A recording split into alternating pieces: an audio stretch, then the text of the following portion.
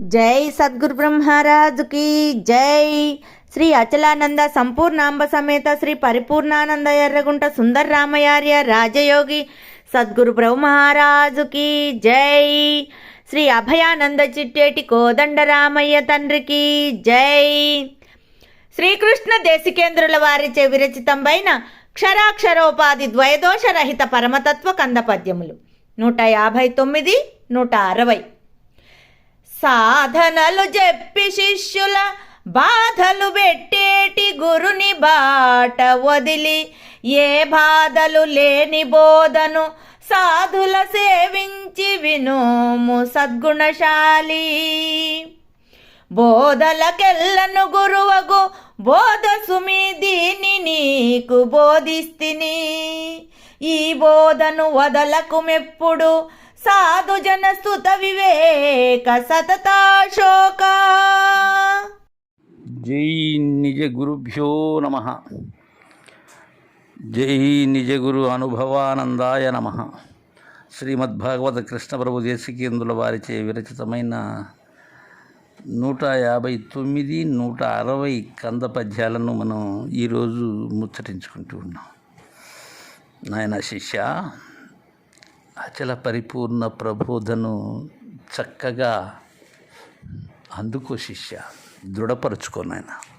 ఎలా అంటే, సాధనలు చెప్పి శిష్యుల బాధల పెట్టేటి గురుని బాట వదిలి, ఏ బాధలు లేని బోధను సాధుల సేవించి వినుము సద్గుణశాలి. సద్గుణములతో శోభిల్లేటువంటి శిష్యశ్రేష్ఠుడా, నీకు ఒక విషయాన్ని తెలియజేస్తాను నాయన. కొందరు ఈ అష్టాంగ యోగ సాధనలు ఇంకా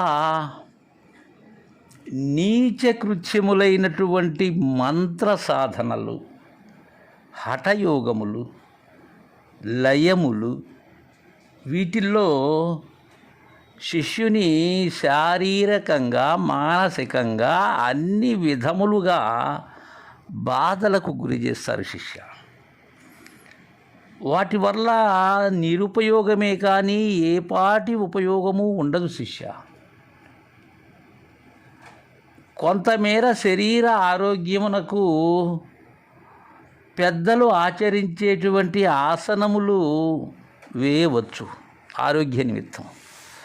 అంతేకాని మిగిలినటువంటి ఈ మంత్రశాస్త్రములు వీటితో పడరాని బాధలకు గురి చేస్తారు కొందరు. వారు కూడా గురువులే. అలా బాధల పెట్టేటి గురుని బాట వదిలి, ఆ మార్గం వద్దు శిష్య, నీకు ఆ త్రోవే వద్దు. అవి దొంగ త్రోవలు నాయన, వాటిని వదిలేసి ఏ బాధలు లేని బోధను. ఈ బోధ ఎలాంటిది? బాధ లేనటువంటి బోధ, నిన్ను సమాధానపరచేటువంటి బోధ, భవభ్రాంతిని రహితం చేసేటువంటి బోధ, ఉన్నదానిని చూపేటువంటి బోధ ఇది.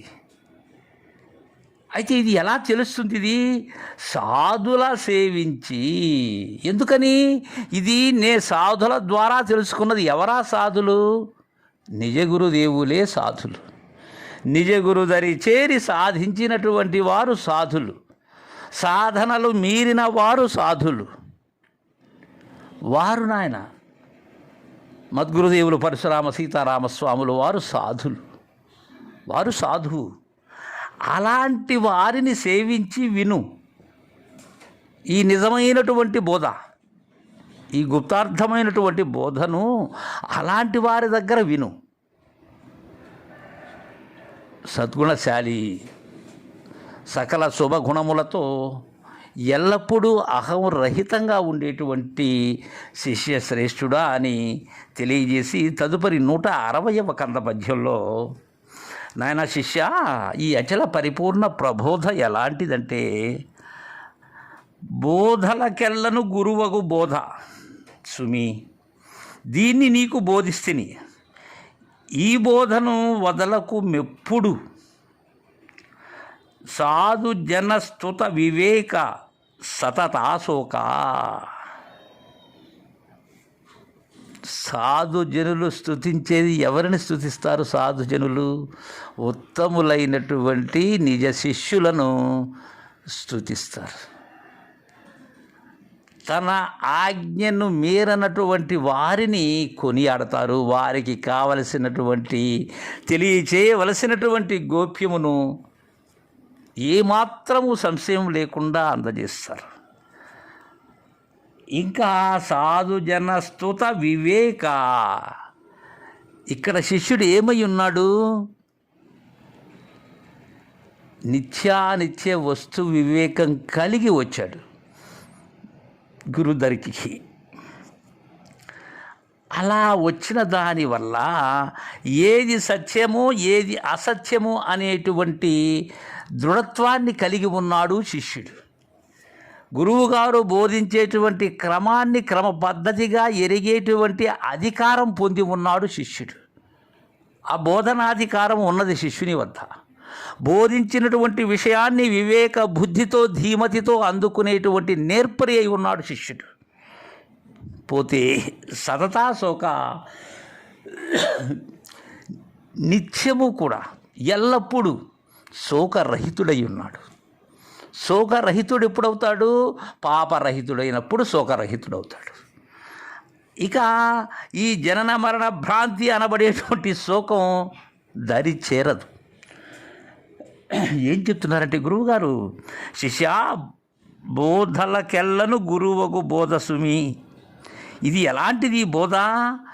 ఈ ధారునిలో ఉండబడేటువంటి బోధలు ఏవైతే ఉన్నవో, ఈ ద్వైతాద్వైత విశిష్టాద్వైతములే కాక మిక్కిలి మతములు ఏవైతే ఉన్నవో వాటన్నిటికీ గురువైనటువంటిది ఈ బోధ. అంటే గొప్పదైనటువంటిది అని గురువగు అంటే. గురువకు బోధ ఇది, మిగిలిన్ని లఘువులే. ఇది ఒక్కటే ఘనమైనటువంటి బోధ. కావున సుమా, దీన్ని నీకు బోధిస్తుని, అలాంటి గొప్పదైనటువంటి బోధను నీకు బోధించాను. నీకు అల్పమైన బోధలు నేను తెలియచేయలేదు. ఉన్నది ఉన్నట్లుగా చూపేటువంటి బోధను నీకు ఎరిగించాను, నేను నీకు తెలియజేశాను. ఆ బోధనే అందించాను నీకు.